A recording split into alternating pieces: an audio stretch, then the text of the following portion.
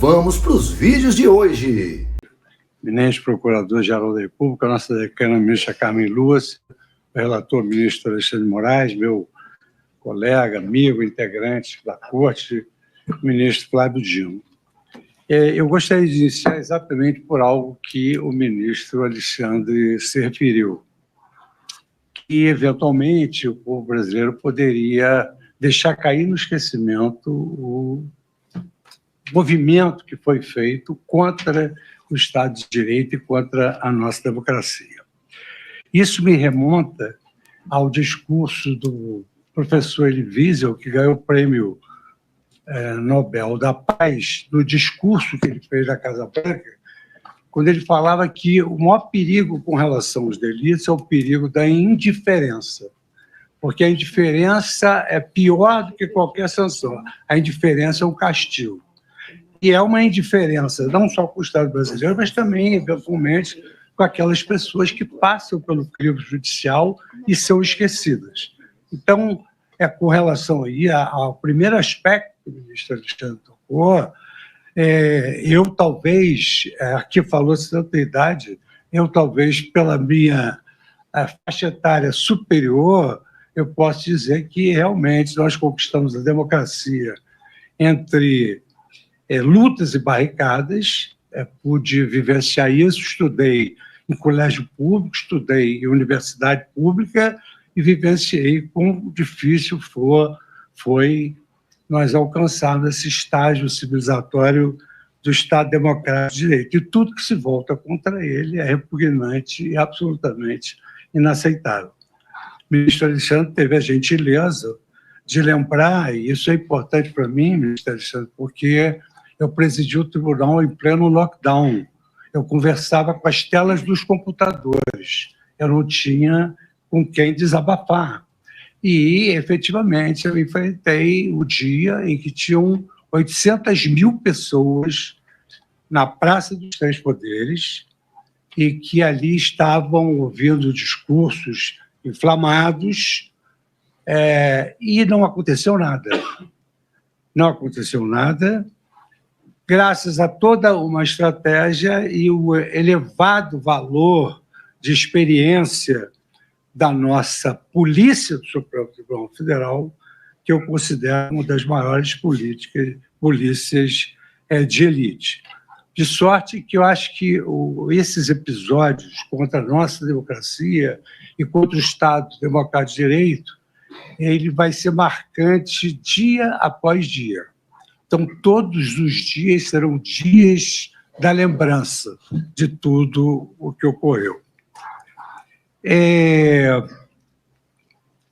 por isso, não se pode, de forma alguma, dizer que não aconteceu nada. É absolutamente impossível se afirmar isso. O que, sem prejuízo de tudo quanto o ministro Alexandre nos poupou, fazendo uma descrição de quem fez o quê, porque o tamanho da denúncia nos criou uma certa dificuldade, são mais de 300 páginas. Ontem, Vossa Excelência trouxe uma síntese brilhante que eu até pedi que Vossa Excelência me entregasse. Mas o ministro Alexandre esclareceu quem fez o quê. Isso é muito importante para nós, nesse momento inicial, analisarmos o que a lei determina, a autoria e a materialidade. O ministro Alexandre indicou as atividades de cada um e a materialidade até foi demonstrada no próprio telão aqui da nossa sala. O que eu só peço aqui, o ministro Flávio Dino várias vezes disse, isso pode acontecer, mas vamos ver na instrução. Isso pode acontecer, mas vamos ver na instrução. Eu tenho duas observações a fazer aqui. A primeira delas é uma observação em relação, digamos assim, à própria legislação. Eu tenho absoluta certeza que, se fosse em tempos pretéritos, jamais se caracterizaria a tentativa como crime consumado. Eu tenho a menor dúvida disso. Não tenho a menor dúvida disso. Eu tenho até a impressão de que haveria arguições de inconstitucionalidade em razão da violação da Constituição brasileira, do princípio da reserva legal, da individualização das condutas, que jamais se admitiria que a tentativa fosse considerada um crime consumado. Mas, dura lex sed lex, a lei prevê, está cumprido o princípio da legalidade. E o que eu, a semelhança do que aqui o senhor pesou, o ministro Flávio Dino, admito é que existe esse conjunto de crimes contra o Estado Democrático de Direito. São dois tipos que são previstos no mesmo título. Dois crimes previstos no mesmo tipo.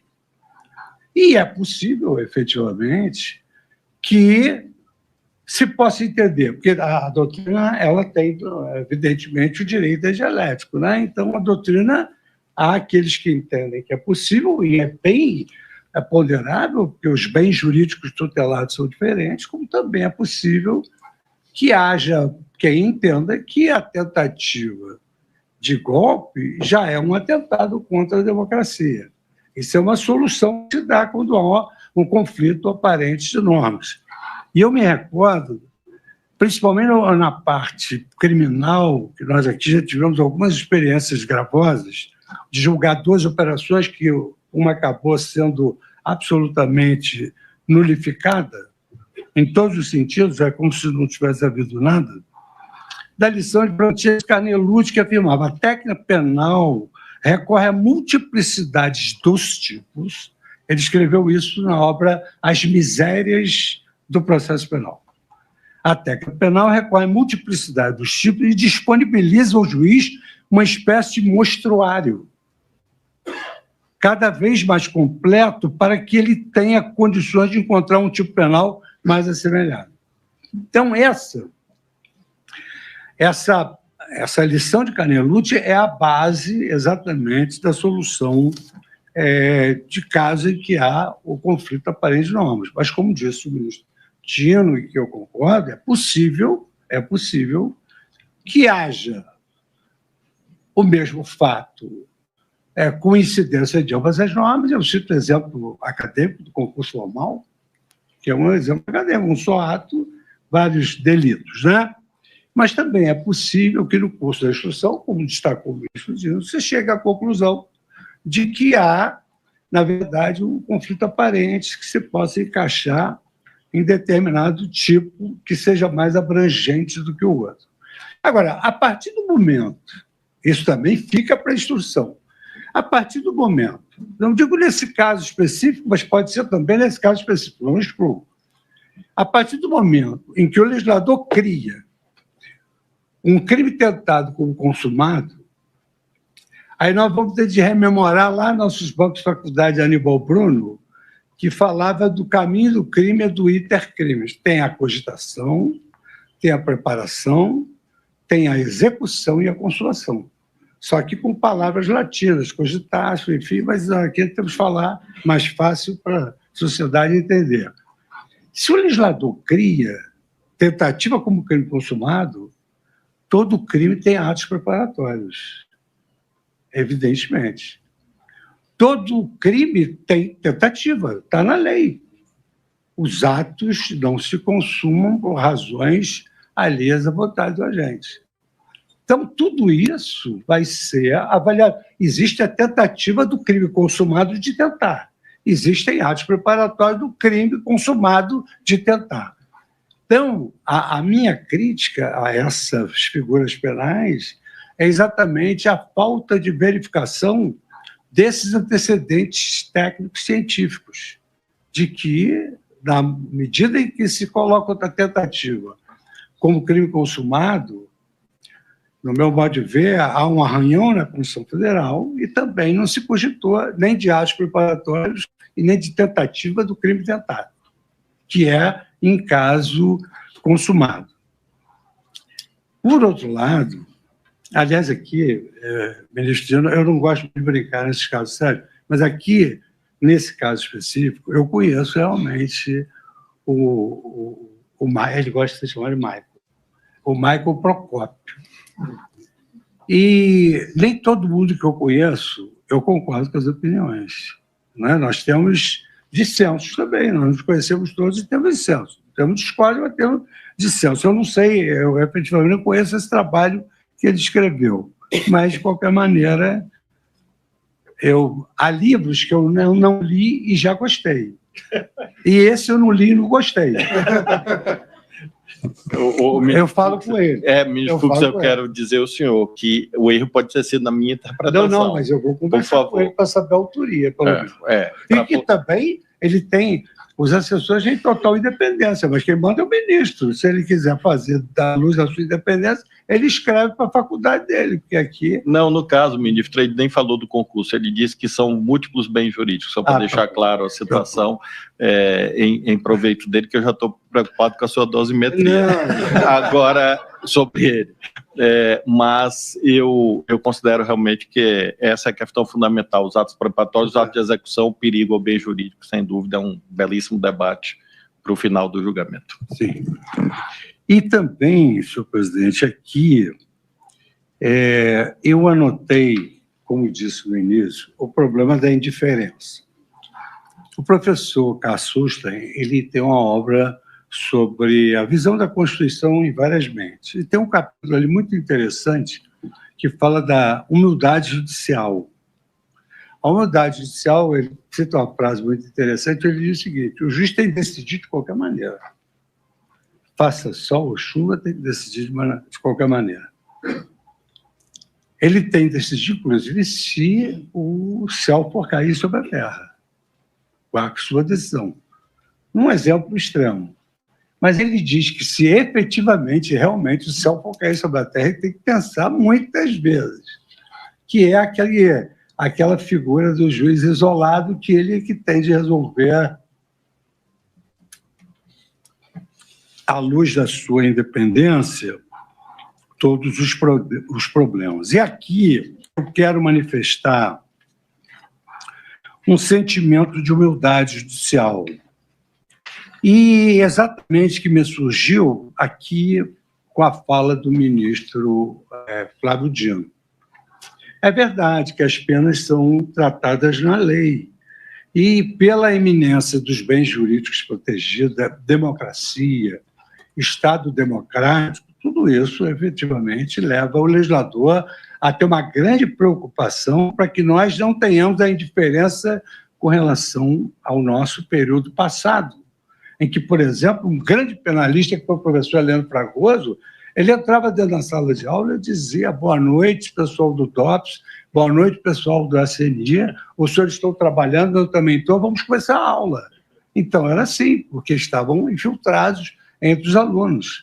Eu conheci muito bem isso, meu colega de congregação, o professor Barroso, foi meu colega da faculdade, também conheceu isso. Então, isso é muito caro para todos nós. E, por isso, o legislador, por vezes, exacerba na previsão da dosimetria da pena. Mas justiça não é algo que se sente, não é algo que se aprende, é algo que se sente. Os antigos já diziam que a justiça era aquele sentimento do juiz. A Carta de 7 Partidas dizia: os juízes devem ser homens sensíveis, saber direito, se possível. Então, essa é uma realidade da nossa profissão.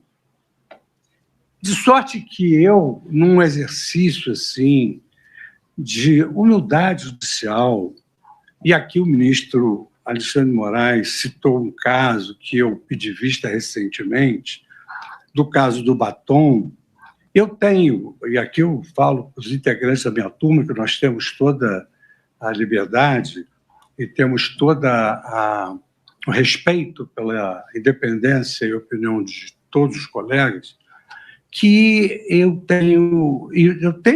vou fazer uma revisão dessa dosimetria. Porque se a dosimetria ela é inaugurada pelo legislador, a fixação da pena é do magistrado. E o magistrado o faz à luz da sua sensibilidade, do seu sentimento em relação a cada caso concreto. E o ministro Alexandre, com o seu trabalho, ele explicitou a conduta de cada uma das pessoas. E eu confesso que, em determinadas ocasiões, eu me deparo com uma pena exacerbada. E foi por essa razão, ministro Alexandre, dando uma satisfação a Vossa Excelência, que eu pedi vista do caso, desse caso. Eu quero analisar o contexto em que essa senhora se encontrava. Eu quero analisar. Eu sei que Vossa Excelência tem a sua opinião, já exteriorizou. Nós julgamos sob violenta emoção após a verificação da tragédia do 8 de janeiro. Eu fui ao meu ex-gabinete, que a ministra Rosa era minha vice-presidente, e vi mesa queimada, papéis queimados.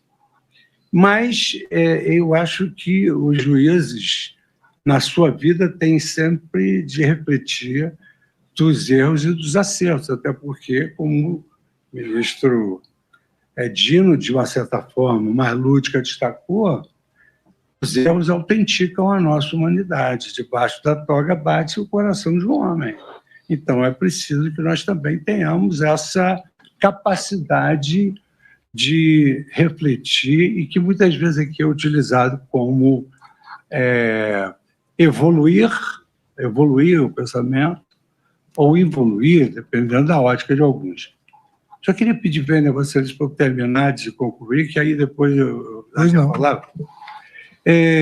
De sorte que, à luz de tudo quanto aqui o ministro Alexandre expôs, porque era uma grande preocupação minha saber quem fez o quê numa denúncia extremamente ampla e muito bem elaborada. Isso até é uma blasfêmia dizer que o professor e jurista Paulo Gonebo elaborou uma denúncia inepta, sem condições de imaginar isso. Mas, e aqui foi bem explicado, e é bom que fique claro, nós estamos numa fase de prelibação, de verificação dos indícios de autoria e da materialidade dos delitos. Isso é uma fase ainda inicial. E todas essas digressões que eu fiz agora, eu vou me reservar para analisar melhor no curso da instrução. E se eu quero me reservar, o direito não, o juiz tem poder, não tem direito, tem poder e dever. No poder de avaliar, eu necessito efetivamente receber a denúncia, para que eu possa, aí sim, me aprofundar em todas essas questões que eu aqui citei como observações, porquanto, em relação à autoria e à materialidade, o relator e o Ministério Público legaram à turma, à sociedade, tudo quanto nós precisávamos saber para o recebimento da denúncia. Então, eu quero acompanhar o eminente relator, nos termos do seu voto, e, ao mesmo tempo, dizer que nós devemos ainda manter a grande, extraordinária esperança de que o nosso país continuará a viver um Estado democrático de direito, onde se garante justiça, segurança, verdade e liberdade. E, com esses fundamentos, senhor presidente, eu queria acompanhar integralmente o relator, parabenizando por essa... eu sei que esse momento não é de parabéns, mas, assim, uma referência ao seu trabalho, que conseguiu fazer, digamos assim, abreviar a nossa tarefa. Porque muitos se imaginavam, todos vão pedir vista, a denúncia é muito grande. Mas o ministro Alexandre, vamos dizer assim, uma linguagem coloquial, não deixou pedra sobre pedra. E aqui me trouxe a paz necessária como juiz para receber a denúncia e acompanhar. É como voto. Obrigado, ministro Luiz Fux. Como vota?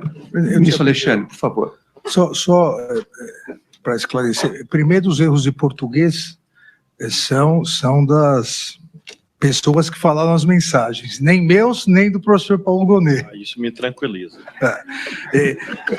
E, ministro Fux, em relação ao batom, obviamente, Vossa Excelência me conhece e eu defendo a total independência de cada um dos magistrados e acho que Vossa Excelência vai poder trazer uma discussão importantíssima para a turma. O que fiz questão de salientar, e agora explicito mais, é que é um absurdo as pessoas quererem comparar aquela conduta de uma ré que estava há muito tempo dentro dos quartéis, pedindo intervenção militar, que invadiu junto com toda a turba e, além disso, praticou esse dano qualificado com uma pichação de um muro.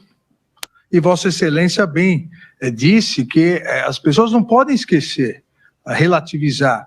Então, a questão da dosimetria, a questão da discussão, eu e o ministro Zanin, nós mesmos, divergimos, em muitos casos, na questão da dosimetria. Mas a questão dos fatos, nós temos que admitir os fatos. Lá não foi uma simples pichação. Lá houve toda uma manifestação já anterior de aderir à tentativa de golpe de Estado, de ficar nos acampamentos, de invadir com violência junto com os demais e pichar. A questão da dosimetria, aí é uma questão a ser analisada. Então, só esse esclarecimento, e obviamente, jamais falaria algo sobre o pedido de vista, porque eu também peço bastante vista. Vossa Excelência pediu do batom, o ministro Flávio pede de Bíblia, e assim a vida segue. É uma matéria que eu gosto. Se você chegou até aqui e não é inscrito ainda, se inscreva no nosso canal, deixe seu like, compartilhe esse vídeo, mande no grupo do Zap, no grupo da família, no grupo do Baba, no PV de cada bolsonarista. Conhecereis a verdade e a verdade vos libertará.